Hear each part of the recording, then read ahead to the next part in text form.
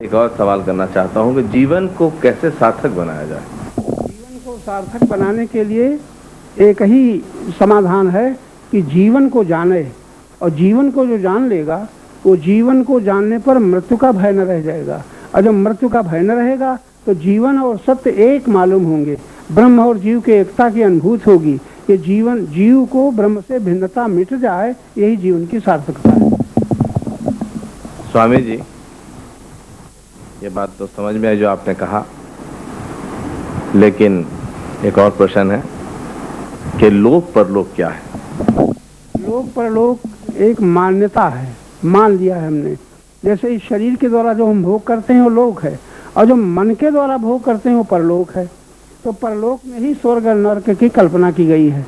जो प्रतिकूलताओं का दुख भोगते हैं वो जीव का नरक है, और जो अनुकूलता का सुख भोगते हैं वो जीव का स्वर्ग है।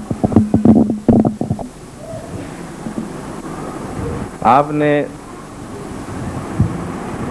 इससे कुछ देर पहले ये कहा कि सुख भोगते हो तो दुख भी भोगो, और अगर दुख तुम प्राप्त कर लोगे तो तुम्हें अपने आप सुख मिल जाएगा, जैसा आपने कहा।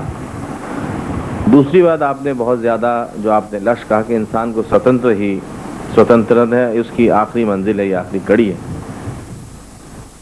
अब इस राह पर चलने के लिए ज़रूरी है कि उसके कुछ ज्ञान हो, जिसके माध्यम से, जिसकी रोशनी से वो उस रास्ते को देख सके जहाँ पर उसको चलना है।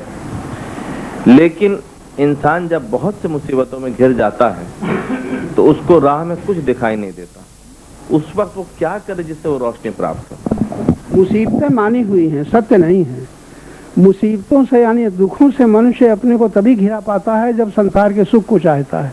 जो सुख को नहीं चाहता उसको दुख होता ही नहीं, ये बड़ी सच्ची बात है। सुख चाहता है इसलिए दुख होता है, सुख नहीं चाहता उसको दुख नहीं होता। ये सबसे सुंदर यात्रा का अंत है कि सुख न चाहें तो हम दुख से मुक्त हो गए। उसी समता में सत्य का योग है। दिल में दर्द का होना, दिल में चोट लगती है, और उस चोट को इंसान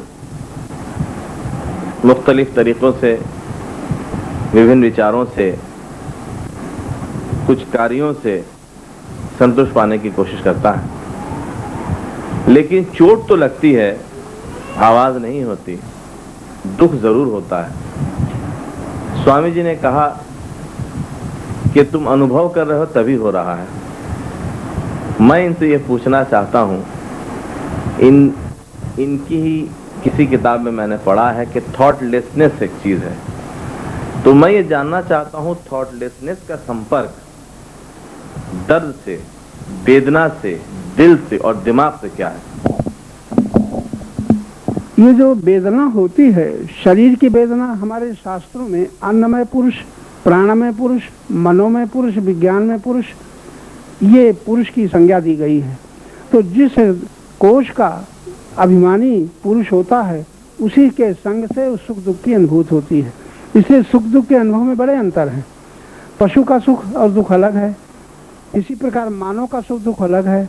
और मानव में जब ज्ञान विज्ञान में देखता है तब उसका सुख दुख का समाप्त हो जाता है, सुख दुख का बंधन नहीं रह जाता, वो ज्ञान विज्ञान से ही तृप्त होता है। ऐसा जो ज्ञान विज्ञान से तृप्त है वही मानव मुक्त मानव है। लेकिन बंधन कब तक है? जब तक मन का संग है। मन के द्वारा ही सुख दुख की अनुभूति होती है। बुद्धि योग में मन के योग द्वारा जो सुख दुख की अनुभूति होती है वो मिथ्या, झूठी मालूम होती है। तो झूठी जान लेने पर उसका संग छूट जाता है, संग त्याग से बस मुक्ति मिल जाती है। स्वामी जी, आपने थॉटलेसनेस पर अभी तक रोशनी नहीं डाली।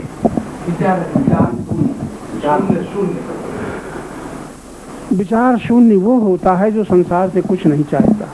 बड़ी छोटी सी बात है। और संसार से जब तक कुछ चाहता है तब तक वासना है, कामना है। विचार शून्यता असल में लोग कम सोचते हैं, ध्यान करते करते जब ऐसी जगह पहुंचते हैं जहाँ कुछ नहीं दिखाई पड़ता तब कहते हैं यहाँ तो शून्य है, कुछ नहीं है। लेकिन वो नहीं जानते शून्य के पीछे ही पूर्ण का बोध होता है। स्वामी जी, ये स्वर्ग और नर्क क्या है?